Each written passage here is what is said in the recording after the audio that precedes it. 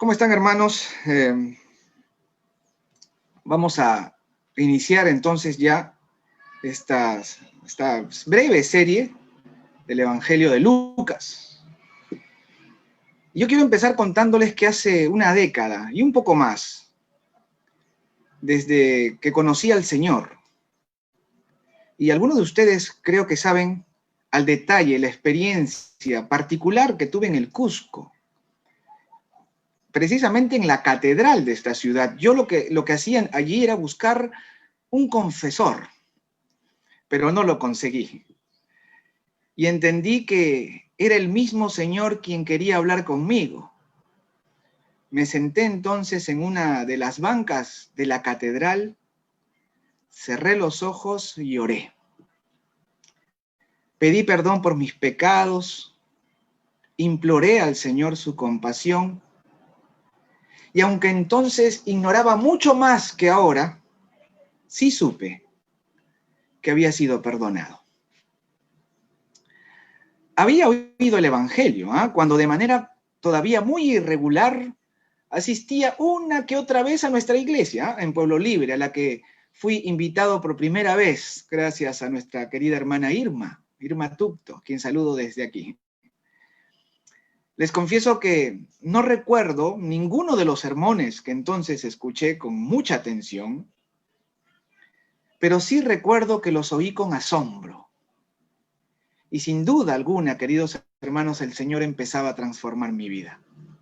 He empezado contándoles esto porque después de confesar mi fe, asumí una actitud muy celosa por las cosas del Señor.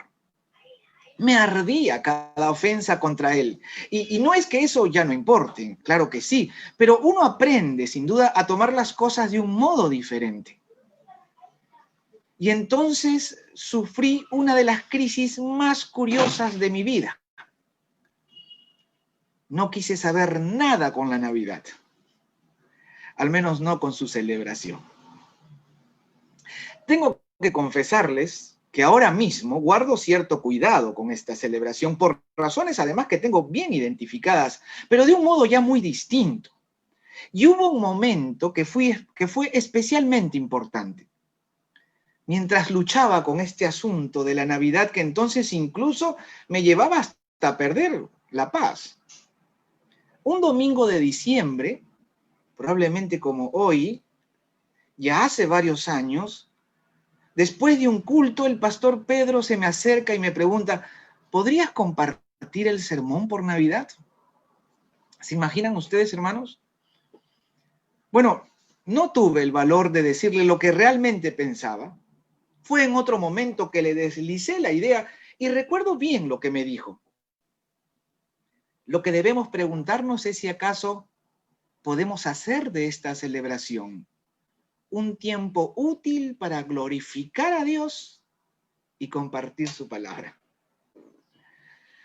Bueno, volviendo a ese domingo de diciembre, solo acepté. Y entonces me encontré con estos primeros capítulos de Lucas, como nunca antes, que ciertamente son conocidos, es posible que los hayamos oído incluso desde niños, pero les aseguro, hermanos, que todos necesitamos descubrir.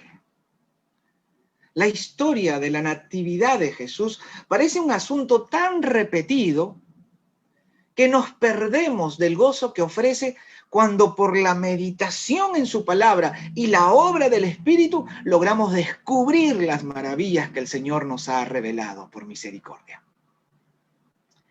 Es una historia inigualable en la que debemos reflexionar con mucho más detenimiento y en ese privilegio, hermanos, de oír a Dios por su palabra y compartir su mensaje, es que toda esta celebración puede por fin tener algún sentido y entonces honrarle de veras y servirle de veras.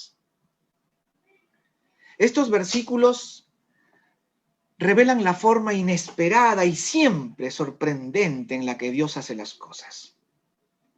Este modo único en el que solo Dios puede obrar. Creo que estamos ante el milagro más grande que se haya producido en la historia.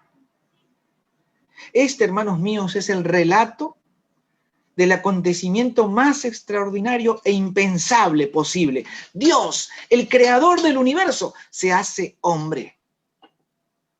Dios Hijo se encarna en la persona humana de nuestro Señor Jesús para irrumpir en nuestra historia y salvarnos de toda condenación. El Rey del universo, el Rey de lo creado, viene al mundo y nace de mujer como un bebé frágil e indefenso. En su soberanía elige nacer de una joven campesina que no tiene nada que ofrecer, que no ostenta ninguna relevancia en la sociedad de su época, que habita en un pueblo absolutamente insignificante entre los pueblos de entonces, y además en condiciones absolutamente precarias, entre bestias de carga y bajo un techo prestado. Ese es el modo como el Rey de lo creado decide hacer su entrada al mundo para restaurar todo lo que se había perdido, para limpiarnos de toda mancha y pecado y devolvernos la comunión con el Dios del universo. ¡Qué maravilla, hermanos míos! Es probable que esta sea la historia que más veces ha sido contada, pero al mismo tiempo la que más se ha olvidado. Porque nos hemos quedado solo con lo aprendido culturalmente, cuando niños. Y peor aún, con todo lo de afuera, con toda la impureza que ha adulterado el mensaje de Dios. Porque empañada de las fábulas que se han construido alrededor de esta historia, endulzada incluso inútil e innecesariamente hasta el empalago, y contaminada sutilmente de sentimentalismos, es que hemos llegado a perder toda perspectiva. Por causa del abrumador sentido mercantilista que impera, se nos ha privado de ver con claridad las maravillas de Dios, que nos revelan su amor, su humillación y su obra poderosa, que viniendo desde lo más alto, hermanos míos, asombrosamente emerge entre nosotros desde lo más insignificante. Si por causa de nuestra negligencia y de las cosas que ahora nos rodean, no logramos ver las maravillas que Dios muestra en este hecho único, irrepetible, entonces creo, hermanos míos, que estamos frente al principio de toda incredulidad. Vivir sin descubrir el milagro de la encarnación de Dios será el principio de nuestro extravío. Aun y cuando nos llamemos creyentes, si no logramos ver el amor de Dios en este hecho, aunque no lo podamos comprender, no terminaremos de descubrir su plan de salvación para con nosotros los hombres. Por todo esto creo que este pasaje, tantas veces leído alegremente, requiere, hermanos, una lectura y una reflexión personal mucho mayor. Y yo los invito ahora a que tengan en estos días ese encuentro con el Señor a través de su palabra, leyendo una y otra vez estos pasajes y permitan que sea el Espíritu Santo quien nos muestre sus maravillas. Porque no estamos frente a una dulce historia que sirve para despertar enternecimiento. No, no. Estamos ante la hora dramática que pone de manifiesto la injusticia y el dolor humano por todo lo que tiene que pasar esa pareja. Ante un hecho que revela nuestra verdadera condición de seres extraviados, perdidos e inconscientes, que nada pueden hacer por su propia salvación. Y será Dios mismo quien por amor interviene en nuestra historia y se humilla hasta lo mínimo, hermanos, porque así le ha placido, para hacernos el favor inmerecido de reconciliarnos consigo mismo. No hay duda que la muerte de Cristo se levanta como el mayor acto de amor visto.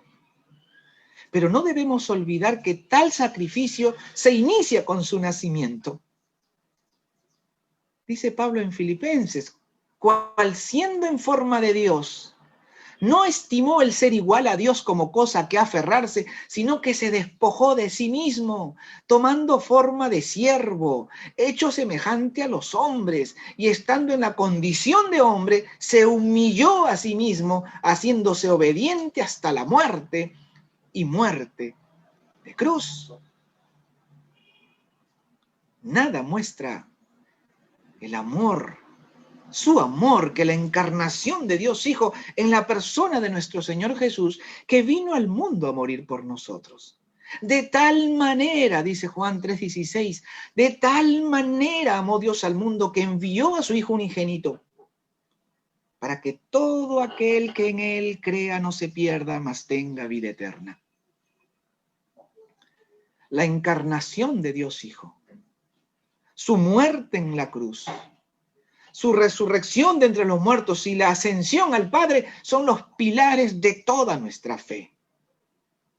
Todos estos hechos reales que se suceden en un momento particular de nuestra historia y que muestran la grandeza de la obra de Dios a nuestro favor, sin que lo merezcamos.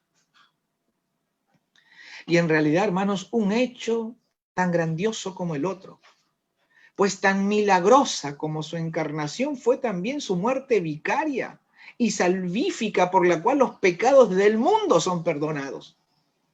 Y tan milagrosa como su resurrección con la cual la muerte es vencida para siempre, fue su ascensión que lo lleva de retorno al Padre, desde donde ha de venir, del mismo modo como ascendió. La Biblia dice que será visto por todo ojo humano y toda su iglesia aguarda ese momento. Cristo vuelve. Pero nada de todo esto terminaremos de abrazar, de acoger, si acaso no aquilatamos el significado del misterio de la encarnación del Señor, que se inicia con la concepción virginal de Jesús en María. Es decir, sin la intervención de varón alguno, sino por la obra y gracia del Espíritu Santo. Y este es quizás el dogma más controversial del cristianismo.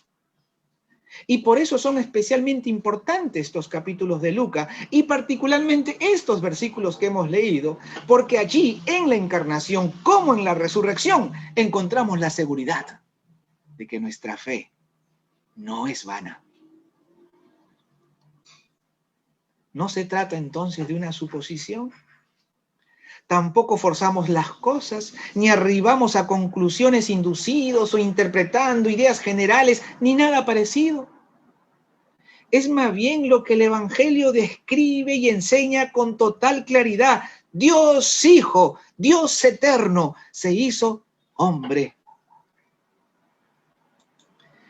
Y lo que podemos encontrar igual de sorprendente en estos versículos es que tan maravillosa obra de Dios no se produce al margen del ser humano, sino que en su misericordia lo hace partícipe de ella.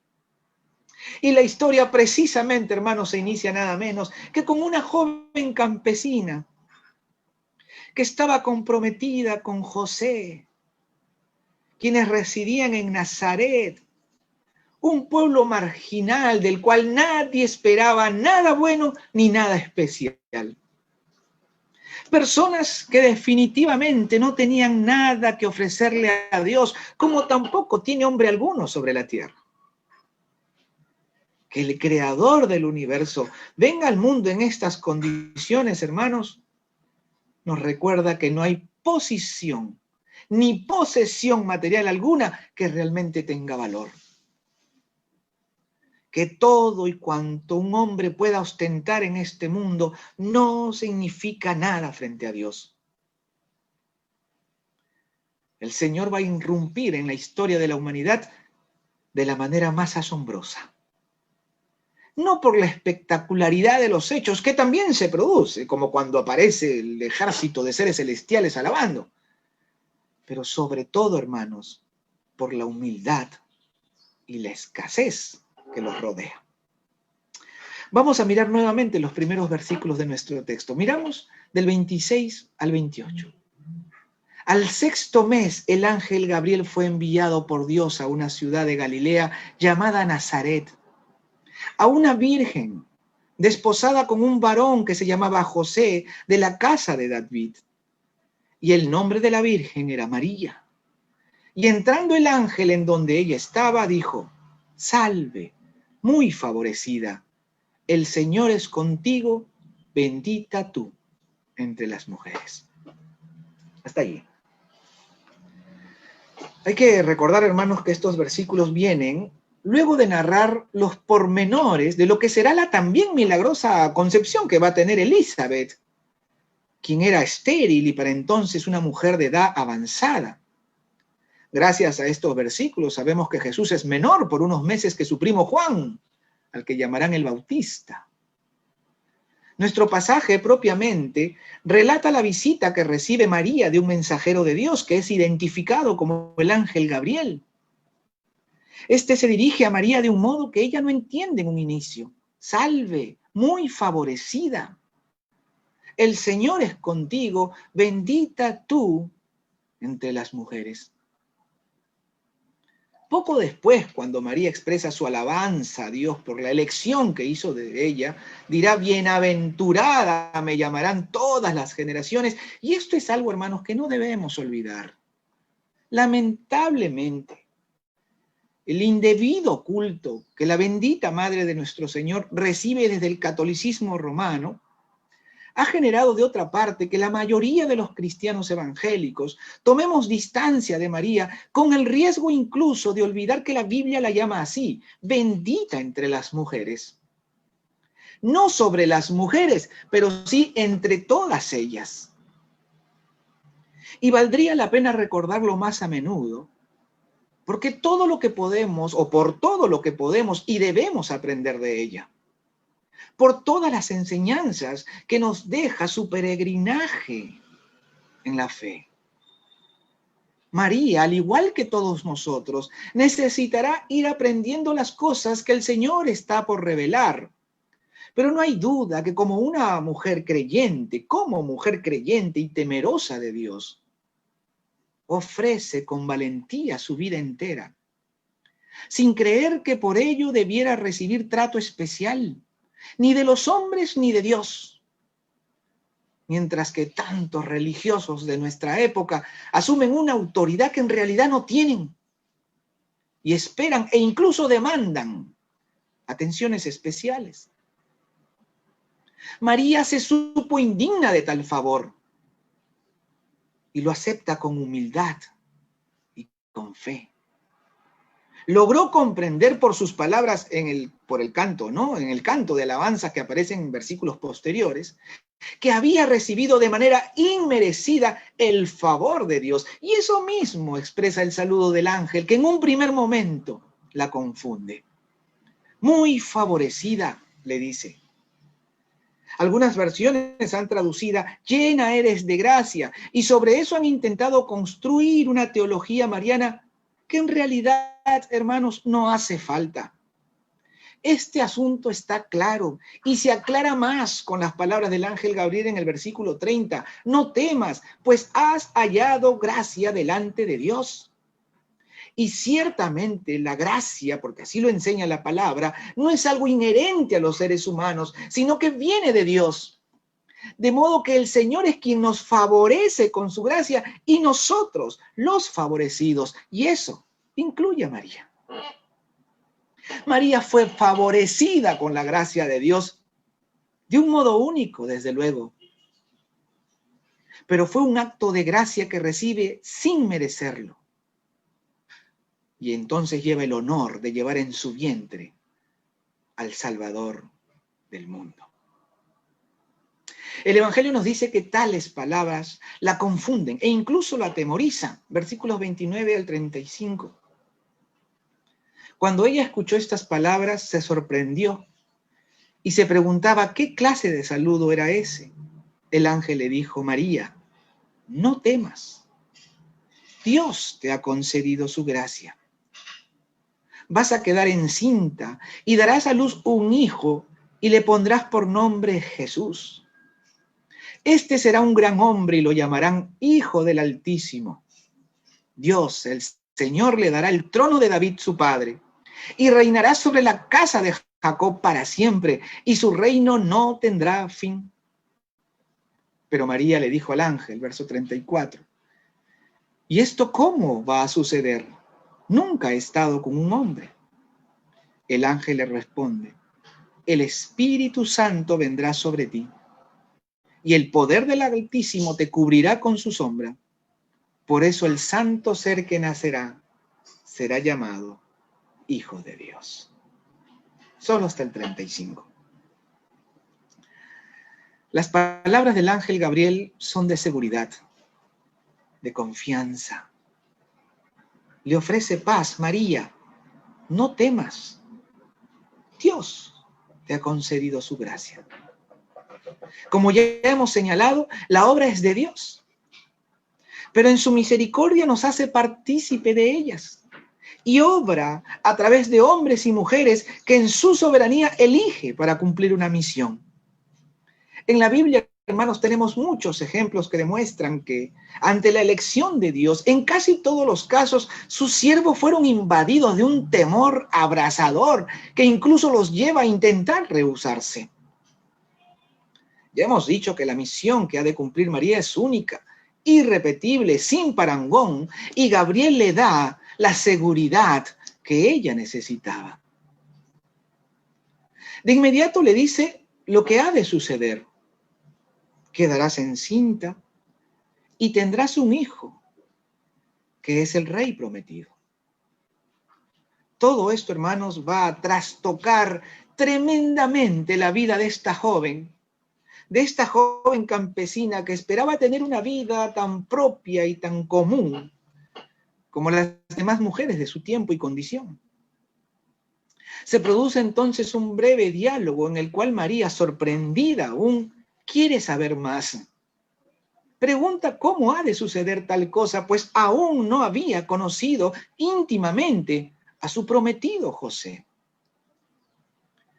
Esta pregunta es importante, porque lejos de manifestar alguna duda, manifiesta y expresa fe. Hermanos, María, a diferencia de Zacarías, quien, como ya hemos recordado hace un momento, también había recibido la visita de un ángel del Señor para anunciarle que su estéril y anciana esposa Elizabeth quedaría embarazada. Ante ello, este preguntó incrédulo, que por evidencias que lo convenzan de tal cosa. María, en cambio, no lo duda, lo cree, lo asuma y busca conocer el modo en que sucederán los hechos. Las reacciones y las preguntas de ambos, de María y Zacarías, son ciertamente similares y podríamos confundirlas como si fuesen iguales, pero son sustancialmente diferentes y muestran una actitud muy distinta una de la otra. Uno muestra duda, María muestra fe. Y volviendo al texto, el ángel Gabriel responde a la pregunta de María en el verso 35. El Espíritu Santo vendrá sobre ti y el poder del Altísimo te cubrirá con su sombra. Por eso el santo ser que nacerá será llamado Hijo de Dios. El santo ser que nacerá. Sin la concepción virginal de Jesús por el Espíritu Santo, el dogma de la deidad de Jesús no tendría mayor base. Y por lo tanto, tampoco el cristianismo mismo, hermanos. Por eso es tan importante estos versículos. Pero le dice más: y he aquí tu parienta, Elizabeth, ella también ha concebido hijo en su vejez. Y este es el 6º mes para ella, la que llamaban estéril, porque nada hay imposible para Dios. Todo esto es difícil de entender, pero María es una mujer de fe y responde con fe. ahí hay una lección para nosotros. Porque esto mismo es lo que necesitamos frente a las cosas que puedan parecer imposibles. Si es su voluntad, nada hay imposible para Dios. ¿Podemos creer, hermanos, aún y cuando no podamos entender ciertas cosas? Tenemos la confianza de que todo, absolutamente, está bajo el dominio de Dios. Podemos vivir en paz en medio de cualquier circunstancia sabiendo que el Señor es soberano. Podremos servir a Dios aun y cuando no sentimos o nos sentimos absolutamente incapaces para ello. Si meditamos en la respuesta de María, vamos a sentirnos alentados y seremos aleccionados también. Verso 38. Entonces María dijo: he aquí la sierva del Señor. Hágase conmigo conforme a tu palabra. María, hermanos, era una creyente. Se declara una esclava del Señor. Es decir, afirma el señorío de Dios sobre ella. Definitivamente conocía las Escrituras y por eso entiende, sin saber más, que será al Mesías a quien llevará en su vientre. Por otro lado, su situación no era para nada sencilla, pues era una mujer comprometida. El compromiso entonces duraba 1 año y tenía el mismo estatus legal de matrimonio. Salir embarazada entonces en medio de un compromiso será algo que no pasará desapercibido. Pero María no sucumbe ante eso. No sabemos con precisión qué sentimientos se pueden haber producido en ella, pero es en su encuentro con Elizabeth que expresa su regocijo y gratitud a Dios por tan inmerecido privilegio. Por eso, queridos hermanos, del mismo modo como una exaltación exagerada de María nos desvía, nos saca del Evangelio, reducir a María a un simple modelo de maternidad, humildad y obediencia también nos priva de lo que podemos y debemos aprender de ella como discípula del Señor. Porque eso es precisamente lo que María va a llegar a ser. Una discípula del Señor Jesús. Algunos la han tomado como ejemplo de mujer pasiva, otros como un símbolo revolucionario, y en ambos casos María es desfigurada.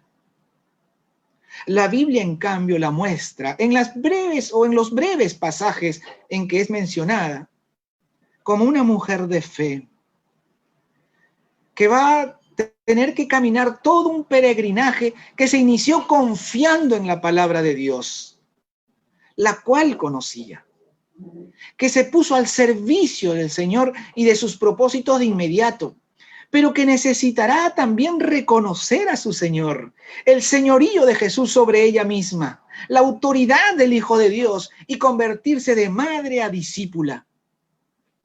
La vemos en la Biblia como una compañera de oración de los demás creyentes, puesta al servicio de Dios y de su iglesia, y un hermoso ejemplo para nosotros de aprendizaje, de fidelidad.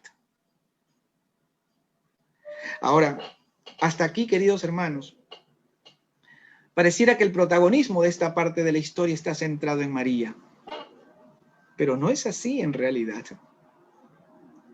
Porque nada de esto habría sucedido y tampoco nada de esto habría sido contado sin Cristo. Nada de esta historia tuviera lugar ni razón de ser sin Él. Cristo es el centro de todo. Dios Hijo encarnado, nacido de mujer y concebido por el Espíritu Santo. 100% hombre y 100% Dios, que vino al mundo a reconciliarnos consigo mismo. Tremendo misterio, hermanos. el hombre perfecto, el hombre verdadero y el único ser humano tal y como Dios lo ha pensado, que experimentó todas nuestras tentaciones y vivió sin pecado ni mancha alguna, para ocupar nuestro lugar en aquella cruz del Calvario, desde donde nos ofreció perdón y vida eterna. Conmemorar la natividad de Jesús entonces no tendría sentido alguno si no tenemos presente su obra redentora. Aquella corona de Adviento no tiene ningún sentido sin la corona de espinas. Jesús, quien es la vida, murió para que nosotros, que estábamos muertos, seamos vivificados en el Espíritu. Y no hay nada mejor, queridos hermanos, que podamos hacer en estas fechas que presentar al Cristo resucitado, que quiere nacer en el corazón y en la vida de las personas para darles salvación y vida eterna. Está bien si vamos a ocupar parte de nuestro tiempo en ciertos preparativos propios del momento, pero no existe nada más urgente por compartir que el mensaje de salvación que Jesús vino a ofrecernos. Porque sin Cristo no hay salvación. Sin Cristo los buenos deseos no son más que eso. Es necesario tomar en serio al Señor y los cristianos somos los llamados a ser sus testigos. Tengamos entonces, queridos hermanos, cuidado de no perder la perspectiva. Que la melancolía no perturbe vuestro corazón. Si acaso esta Navidad, por las razones que fuesen, no se ajusta a los cánones que la cultura ha impuesto.